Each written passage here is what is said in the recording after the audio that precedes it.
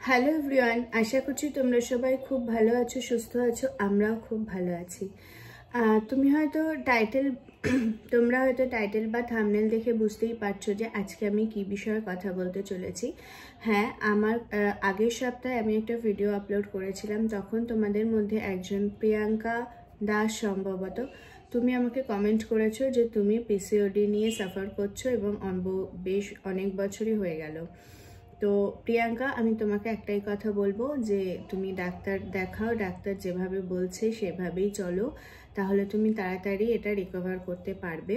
এবার পিসিওডি বা পিসিওসের জন্য ঘরোয়া কিছু রেমেডিও থাকে, আমি যেটুকু জানি আমি তোমাদের সঙ্গে শেয়ার করছি। যেহেতু এই প্রবলেমটা শুধু প্রিয়াঙ্কার নয়, অনেক মেয়েরাই প্রবলেম ফেস করছে এখনকার সময়, সেজন্য আমি ভাবলাম যে এই ব্যাপারটা নিয়ে আলাদা একটা ভিডিও বানাই। আমি যেটুকু জানি আমি তোমাদের সাথে শেয়ার করব। আমি তো ডাক্তার নই, সেজন্য কিছু হোম রেমেডিজ আমি তোমাদের সাথে শেয়ার করব, যেটার করলে আমি জানি যে তোমরা এই সমস্যা থেকে পুরোপুরি নিস্তার না পেলেও এটা তোমাদের কন্ট্রোলে থাকবে। অ্যাকচুয়ালি পিসিওডি একটা সাইলেন্ট ডিজিজ। এটা খুব একটা যে সমস্যা আমাদের প্রত্যেক দিন করে সেরকমটা না, মানে খুব ব্যথা বা কোনো অস্বস্তি হয়তো সেটা হয় না, কিন্তু এটার জন্য এমন কিছু কিছু সমস্যা অ্যারাইজ হয় না যেটা আমাদের খুব ইরিটেটিং লাগে আর কি। তো সেজন্য আমি যেটুকু জানি আমি সেটুকু তোমাদের সাথে শেয়ার করছি। দেখো, খেয়াল করলেই দেখবে পিসিওডিতে যারা সাফার করে তাদের ওয়েট কিন্তু বেশি একটু হয়, মানে যেটা নর্মাল থাকা উচিত তার থেকে বেশি হয়, অথবা পিসিওডি ধরা পড়লে তারপর তার ওয়েট বাড়তে থাকে। তাই আমি তোমাদের প্রথমে একটাই সাজেস্ট করব, যারা তোমরা এটাতে সাফার করছো তারা প্রথমেই ওয়েটটাকে কমাও। এবার ওয়েটটা কমানো মানে আজকে বললে যে কালকেই ওয়েটটা কমাতে পারবে বা কমে যাবে, তেমনটা নয়। এখানে লাইফস্টাইলে তোমাদের কিছু কিছু চেঞ্জ আনতে হবে। সেই চেঞ্জগুলো যদি আনো তাহলে ওয়েট কমানো খুব একটা হাতি ঘোড়ার মতো কঠিন বিষয় নয়। যেমন ধরো, সকালে তোমরা কে কোন টাইমে ওঠো আমি জানি না, কিন্তু যদি তোমরা একটু লেট রাইজার হও তাহলে একবারেই যে ভোরবেলায় উঠতে পারবে সেরকমটা একেবারেই নয়। আধা ঘন্টা করে টাইমটা পেছাও। যদি মনে করো ধরো তোমরা 9টায় ওঠো, তাহলে চেষ্টা করো যে কালকে থেকে 8:30টায় উঠে পড়ো। এই 8:30টা 7 থেকে 10 দিন 8:30টায় ওঠো। যখন 8:30টায় ওঠাটা তোমাদের কাছে হ্যাবিচুয়েটেড হয়ে যাবে, তারপর 8টায় ওঠো। 8টাটাও যখন হ্যাবিচুয়েটেড হয়ে যাবে, 7:30টা, 7টা, 6:30, 6টা, এইভাবে যদি টাইমটা আস্তে আস্তে করে পেছাতে থাকো, তাহলে আমার মনে হয় তোমাদের ভোরবেলা ওঠার অভ্যাসটা কিন্তু তৈরি হয়ে যাবে খুব তাড়াতাড়ি।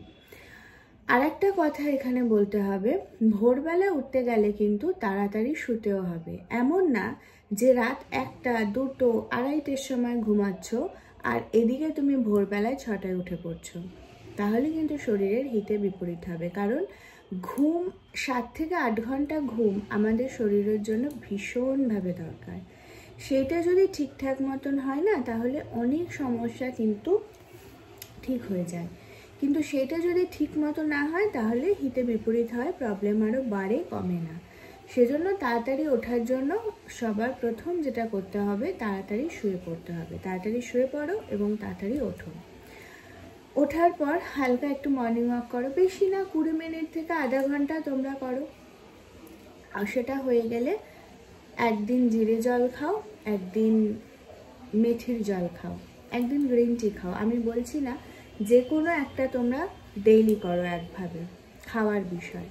এই জিনিসগুলো যখনই তোমরা করবে না, তখন বেশি দিন এক নাগাড়ে এক জিনিস কখনোই করবে না, মাঝখানে একটু গ্যাপ দিয়ে করবে। যার জন্য আমি বলছি জিরে জল, মেথি জল, গ্রিন টি বা ব্ল্যাক কফি, এগুলো তোমরা অল্টারনেট করে খাও।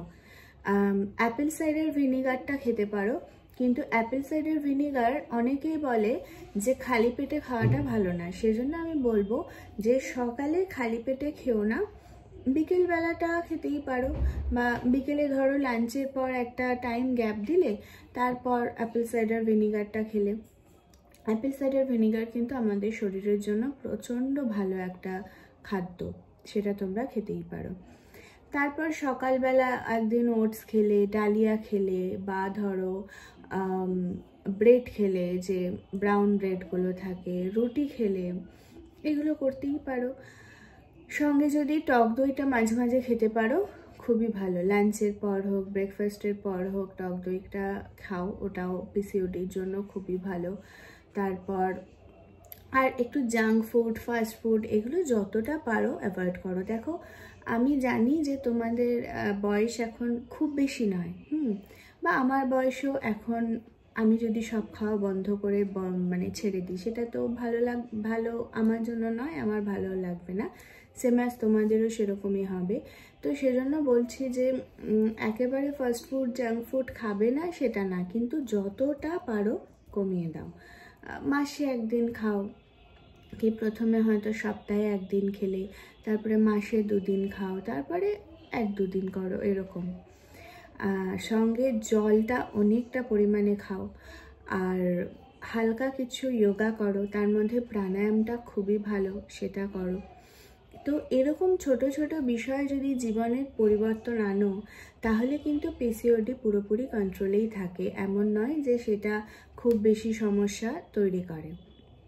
কিন্তু যদি আনহেলদি লাইফস্টাইল লিড করো, তাহলে কিন্তু এটা প্রবলেমেটিক হয়ে যায়। এবং আনহেলদি লাইফস্টাইল লিড করলে এখনও যাদের পিসিওডি হয়নি তাদেরও আগামী দিনে হয়ে যেতে পারে, কারণ আমরা এত পরিমাণে এখন ভেজাল খাই, সব খাবারের মধ্যে এত ভেজাল খাই, এত পলিউশনের মধ্যে আমরা থাকি, যে একটা হেলদি লাইফস্টাইল কিন্তু আমাদের ভীষণভাবে দরকার।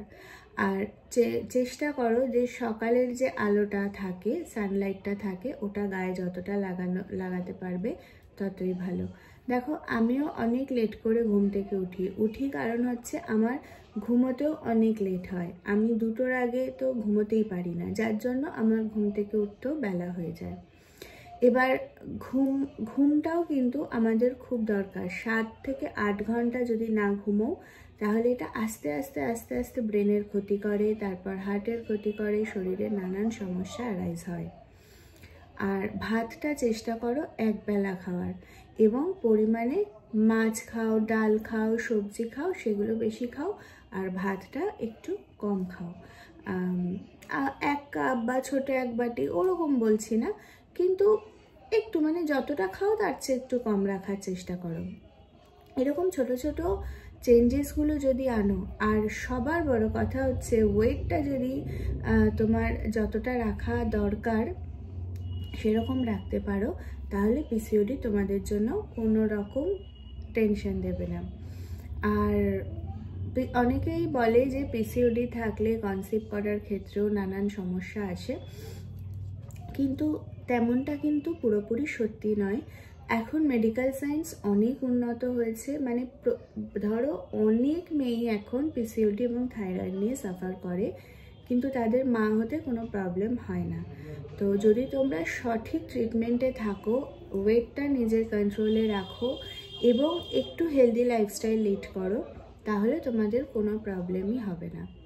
তো আমি তোমাদের যেটুকু আমি জানি এবং যেটুকু এই মুহূর্তে আমার মনে আসছে, আমি সবটাই তোমাদের সঙ্গে শেয়ার করলাম। যদি এইটুকু তোমরা ঠিকঠাক মতন ফলো করো, তাহলে কিন্তু পিসিওডি থেকে আশা করছি তোমরা মুক্তি পাবে, খুব একটা প্রবলেম হবে না। তবে পিসিওডি কিন্তু পুরোপুরি সারে না, একেবারে কিওর হয় না, হলেও আবার পরবর্তীকালে সেটা আসে। সেজন্য এটাকে ওই ঠিক মতন যদি হেলদি লাইফস্টাইলে থাকো, তাহলে এটা পুরোপুরি কন্ট্রোলে থাকে, এটা আর কোনো রকম সমস্যার সৃষ্টি করে না। আর ব্যাস এইটুকুই বলবো। পিসিওডিতে হেয়ার ফলও হয় অনেক, আনওয়ান্টেড হেয়ারও হয়, তো সেইটার জন্য ট্রিটমেন্ট তো অবশ্যই তোমরা করবে, ডাক্তার যেরকম সাজেস্ট করবে সেরকমই করবে, চুলের যতটা যত্ন নেওয়া যায় ততটাই নিতে হবে। ব্যাস এইটুকু তোমরা একটু ঠিকঠাক করে করো, দেখবে পিসিওডি তোমাদের আর কোনো প্রবলেম করবে না।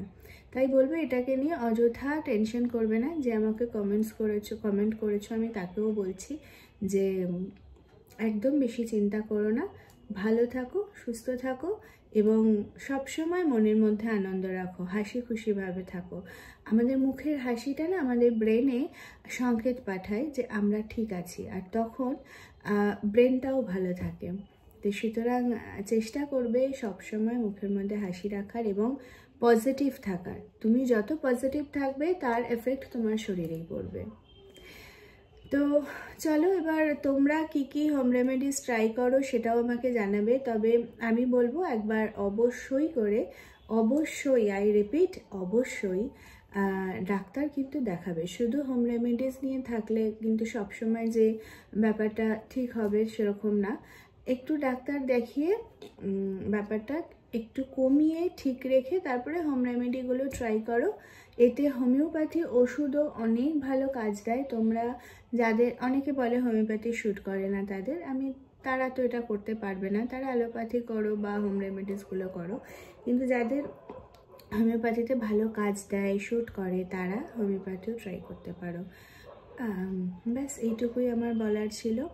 যেহেতু আমি এই কমেন্টটা পেয়েছিলাম এবং এই সমস্যাটা এখন অনেক মেয়ে সাফার করছে, তাই আমি যেটুকু জানি তোমাদেরকেও জানানোর চেষ্টা করলাম।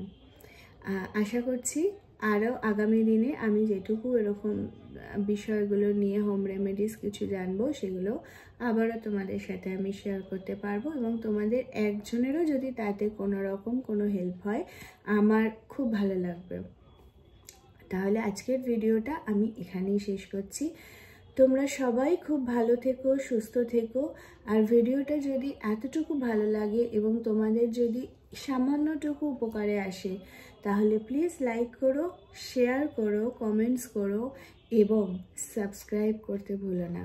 আর তোমরাও কি কি হোম রেমেডিস পিসিওডির জন্য ট্রাই করো সেটাও আমাকে জানিও। আমি হয়তো সেটাও আগামী দিনে নিজের ক্ষেত্রেও ট্রাই করতে পারবো বা অন্য কাউকেও সেটা আমি জানাতে পারবো, তারা উপকৃত হবে। চলো আমি ভিডিওটা এখানে শেষ করছি। খুব ভালো থেকো, টাটা।